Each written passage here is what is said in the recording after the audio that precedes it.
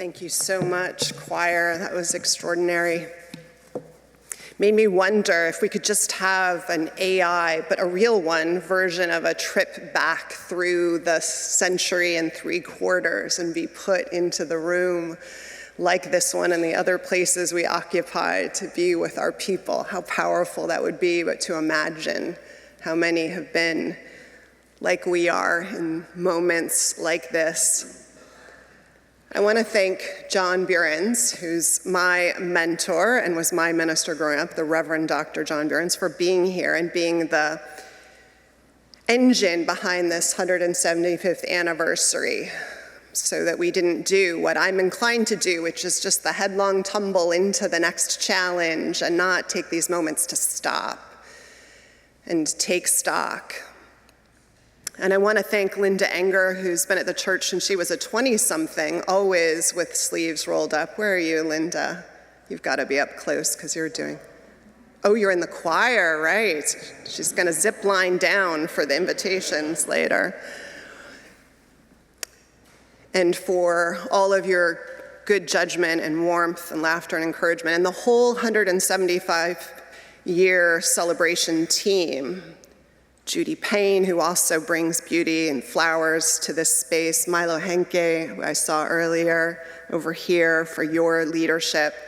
Gregory Stevens and Gino Fortunato and Gail Reynolds, who I saw earlier this morning. It was such a treat these last couple Sundays to have Diane Miller a couple weeks ago celebrating her 50th year of preaching and her 50th anniversary, or almost 50th, of being in ministry. The first woman in this pulpit who hired the first out gay minister who would serve in leadership in the denomination. And John's service last week, which was such a gift. But also, John, thank you again for your book, for the history.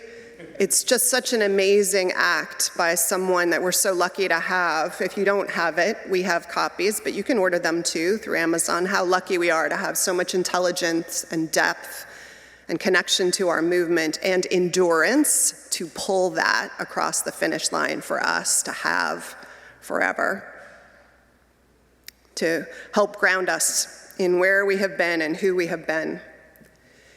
And I will say, there is nothing like even just reading the first few chapters again to help you feel better about where we are in the state of things. I mean, as bad as this gets, at least so far, it's better than typhoid in the water and diphtheria, fires regularly razing neighborhoods, journalists and publishers shot in the streets for telling their truths, people tried by vigilante groups who were the good guys who hung them in the streets.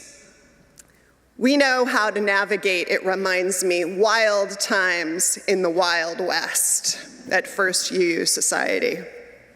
And there are all those great characters to be proud of: Thomas Starr King, of course, Frederick Law Olmsted, Leland and Jane Stanford, publishers and writers and poets and business people who were also very active civic leaders, and senators and governors, and the Align sisters who never married but plowed themselves into civic life and charitable efforts and are largely responsible for our center.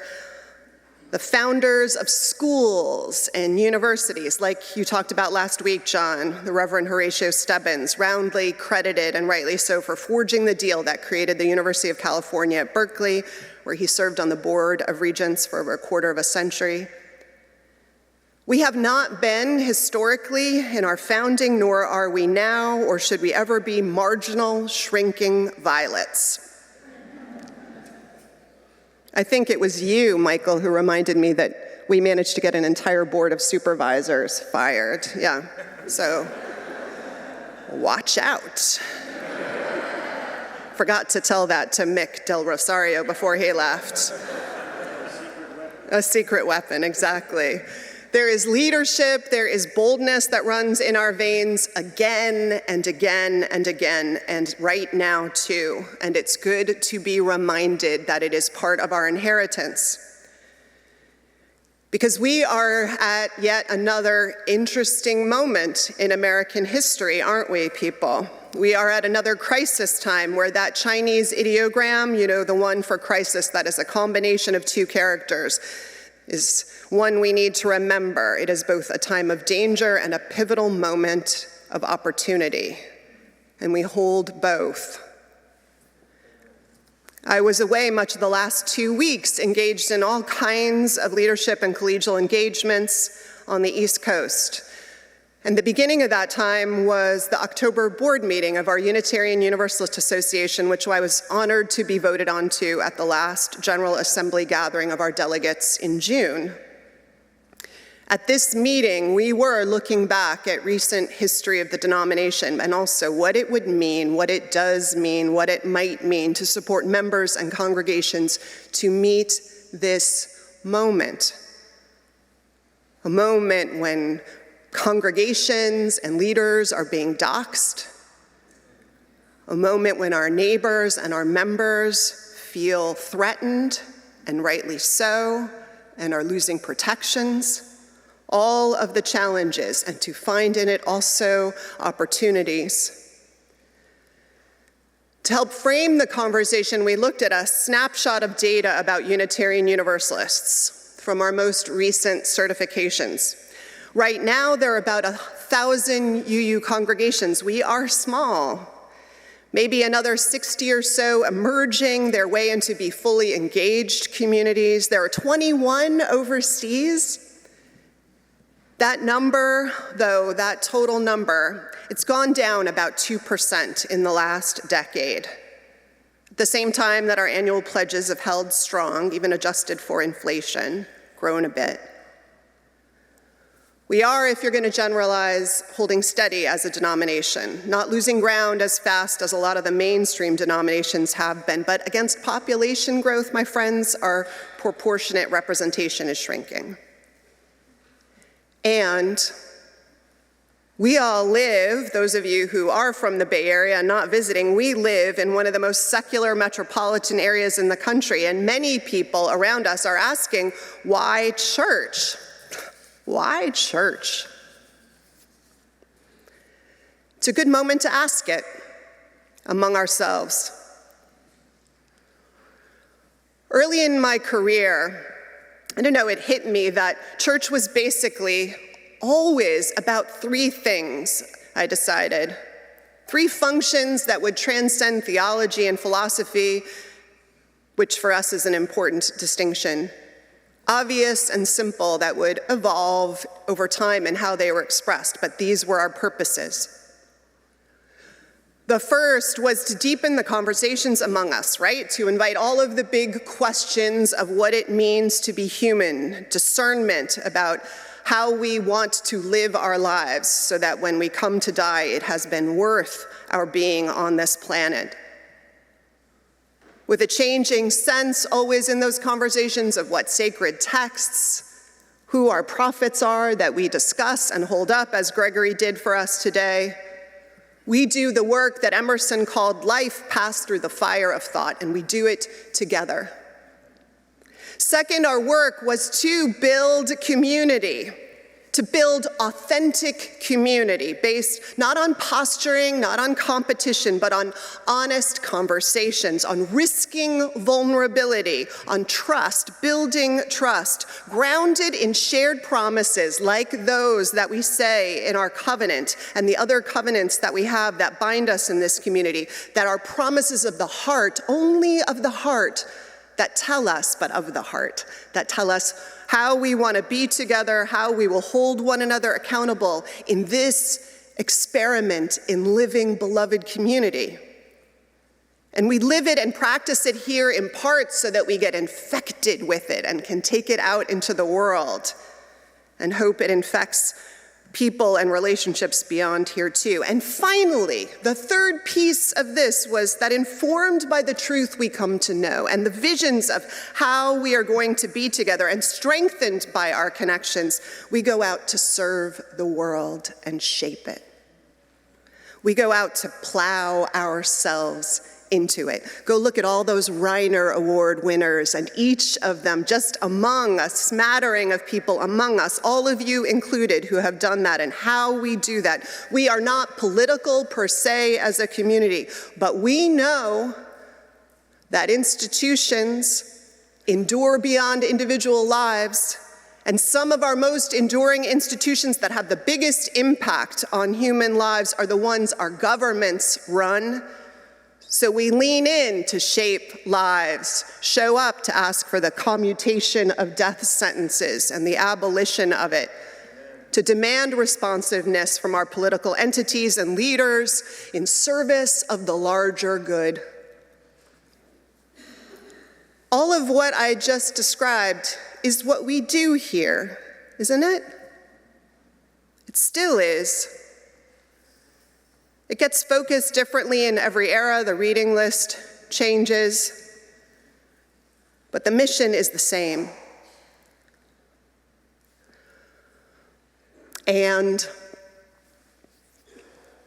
there is this other piece of why church. It's in there, but it's also separate from it, that feels existentially important to me in ways that I am only now really understanding and naming, and what I want to hold up for us today to think about. I got the end of the thread of it long ago when I was talking to a colleague about a difficult situation that their congregation was facing. You see, there was this member of the congregation, a woman who had been a pillar of the church. She'd raised her kids in the congregation. She had taught in religious education. She'd served in leadership, been a steady volunteer, brought soup to the sick, been a thoughtful presence in hard conversations. And then the oddest thing happened. She started drinking. And what alcohol did to her system was unlike anything that colleague or I had ever seen.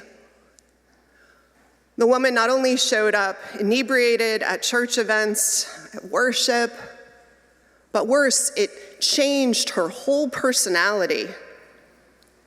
She raged against people with almost no provocation. She threatened violence in these moments. It was such a sadness, and it was such a shock to people. And I asked the colleague what the lay leaders, what they were doing, all of them. And what they were doing included all the important stuff. Support for the kids, having careful conversations with her about the effect she was having on folks and the impact on her own life, planning and intervention. They were working to invite her back into the life they knew she was capable of. And then the colleagues said this thing that I will never forget. They said, sometimes our job is to keep a person's best self in safekeeping until they can reclaim it. Sometimes our job is to keep a person's best self in safekeeping until they can reclaim it. That's our job. Yes. That is also our job. In this community that asks what the good life is, in this community that takes the time to get to know one another, to truly see one another for who we each are, we do come to know one another's best selves. And if they're forgotten, even in rare moments when we stray from them, we hope and expect and offer the gift of holding one another's best self in sacred keeping, don't we? But it doesn't just end there. Doesn't our history also tell us of the sacred keeping we do, of the vision we have of who we are together as a city, Why we have served since the winter shelter started as a place to house the homeless, because people who are unhoused should have a place in winter to lay their head and a good meal and a safe place before we can solve the problem for good. Didn't Thomas Starr King say to the nation that was trending toward accommodationist policies toward slavery, that we are a people who believe in the equality of races, that shall not abide slavery, that we will be a state that stays in the Union? Didn't he preach that from the church and the town center, from Union Square, so long that they called it Union Square? And anywhere people would hear him or invite him, preach it until it came true. And when a local preacher talked of the two presidents as if Jefferson Davis and Abraham Lincoln were equals to be taken in equal account, didn't King speak against the pastor, and didn't a crowd rise up outside the church, and wasn't the preacher run out of town? I won't send that chapter to the people of Calvary Presbyterian, but I am keeping it in my back pocket. And when the police couldn't be trusted to keep order, and those vigilante groups took to the streets to bring justice to wrongdoers, it was businessman and civic leader and church founder Captain Frederick McCondry, who with others worked with officials to bring some order to the city, to respond to the concerns, to tame the passions, because summarily trying and hanging people in the streets is not what good people should do, even in the name of justice. And I think in these two examples, and all that followed, part of what gives our leaders, lay and ordained, credibility is that we aren't doing this work for personal gain. We aren't doing it for notoriety. We have instead bound ourselves in this community of sacred promises with the discipline of deep reflection and the work to be beloved community, and a commitment to serve that outside these walls, not just within it. And there is power in that seeming powerlessness that invites people to join us. There is power in being people among the people who will always hold the best of who we are called to be and who we can be out there for others to see with us and reclaim together. In an act that some weeks feels like stubborn determination and endurance, but always out of largest love and a hope that will not be destroyed. In Judaism, there is the Aron HaKodesh, the Holy Ark. You've seen it if you've been to services, right? Often an ornate cabinet in the front and center of the worship space where the Torah scrolls are kept, where each week those scrolls are taken out to remind people of the truths they are keepers of. If we had an ark, I think it would be people's best selves, our nation's best self we put in it and take out again each week.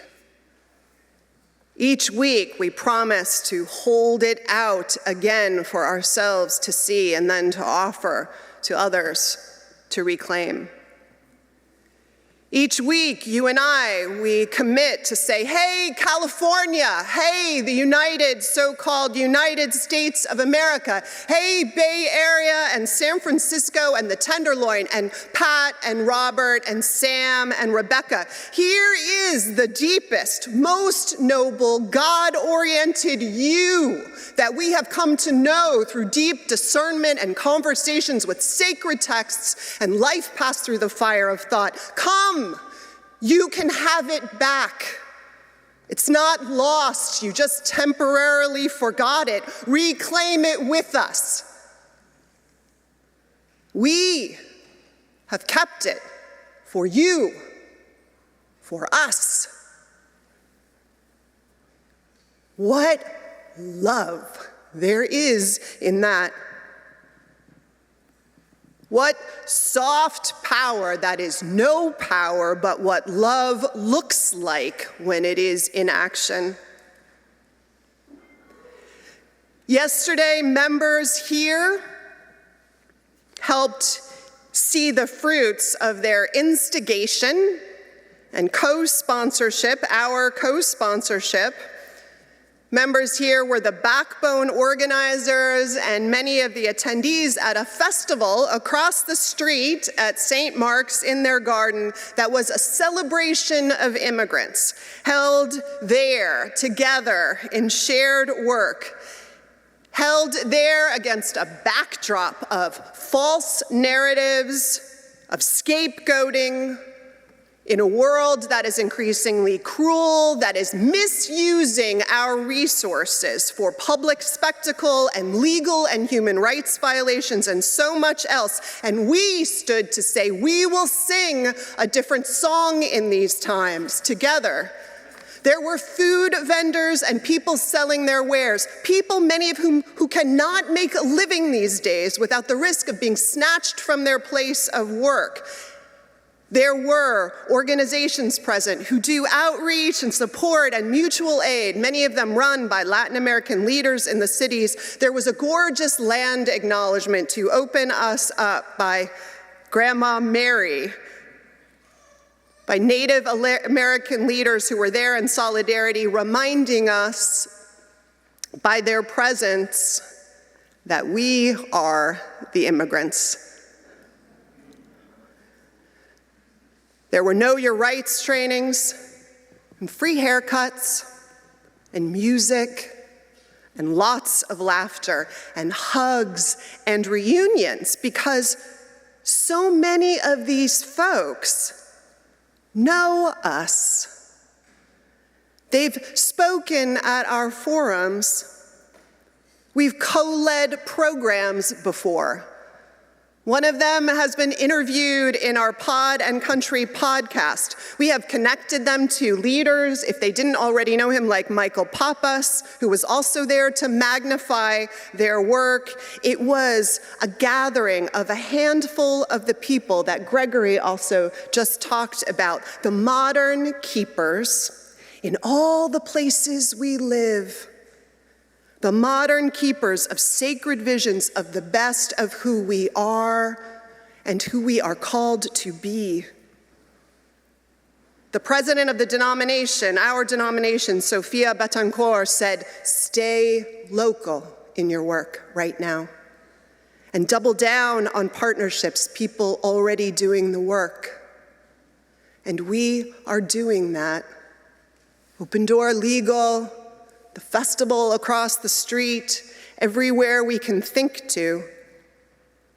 We are doing, my friends, what we have been doing, I think, for 175 years. This building, the third monument and home to this work, a place we built to make space for all who would share that mission with us, a symbol of the truth and trust that faithful people will show up to work generation after generation after generation to live as we are, committed to go deep together, pass life through the fire of thought, build beloved community, serve, and as part of that service to hold out the best we know we are each capable of and together capable of, to keep it in the arc of this place.